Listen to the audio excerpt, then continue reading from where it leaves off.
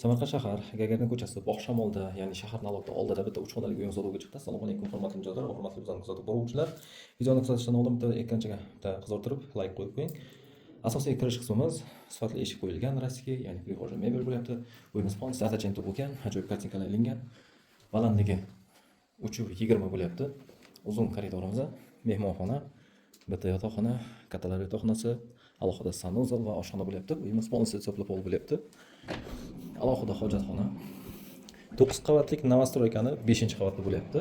Bu uyimiz umumiy kvadraturasi 95 metr kvadrat. Bu yerda esa oshxonamiz bo'lyapti, barcha mebel texnikalari bilan.